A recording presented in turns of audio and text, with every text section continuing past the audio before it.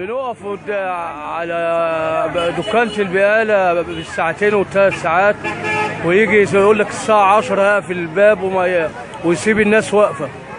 خدت بالك؟ ومعاناة شديدة في الحصول على التموين. والعيش برضه العيش سيء للغاية. العيش أهم حاجة. يعني ساعة ولا ساعتين العيش أهم. العيش رغيف العيش ما اتحسنش لغاية دلوقتي. ولا يتاكل. لا ما يتاكلش ابدا. لا والله ابن امبارح خدنا العيش ما حدش كاله من المطحن، والله ما حد ده، ورحنا اشترينا من على الموقف.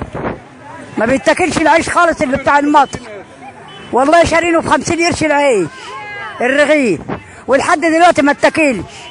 والله مرمي خدنا ب17 جنيه وربع ما اتاكل، والله مرمي في الدار ورق والله العظيم ب17 جنيه مديني لنا المطحن امبارح ما اتاكل.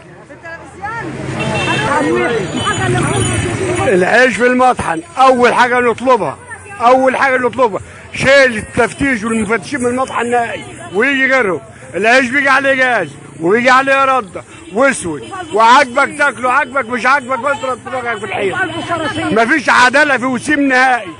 فين وزير التموين وفين وزير الصحه وفين وزير الماليه؟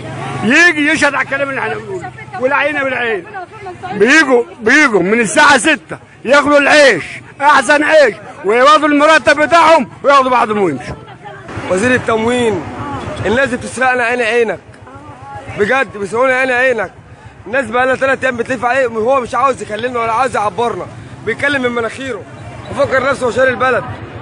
هنعمل له ايه يعني؟ يا ينزل يعمل لنا حاجه، من ينزل يقفل لنا المحل، يا اما يغير لنا الراجل ده، يا اما يغيرنا من عنده خالص عشان ما نولعش فيه. طب نخيرهم. العيش 5 رغيفه للنفر، هيعمل ايه النفر؟ ولا عامل حاجه، ولا وكلوا سكر وكلوا زيت، هيعمل ايه للشهر؟ الفرد هيعمل ايه؟ والعيال اللي ورا الناس والناس لا دايخه، الناس هتعمل ايه بقى؟ احنا معايا 5 افراد، بيدونا 5 رغيفه في الفرد، ياكلوا منين؟ ومعايا عيال صغيره وولادي مش شغالين، مش لاقيين شغل يشتغلوه، يا ريتهم لاقيين شغل عشان يشتغلوا. قال قاعدين عواطليه، ولا في حد بيديني واحد من ضمن عواطلي ما بيشتغلش. والفلوس هتعمل ايه؟ يعني 15 جنيه في الشهر، يعملوا لي ايه؟ احنا عاوزين دي بتاع التموين بتاعنا. مانيش عاوزه عيش من الفرن، انا عاوزه دي اخبزه بايدي، اعجنه واخبزه بايدي بس.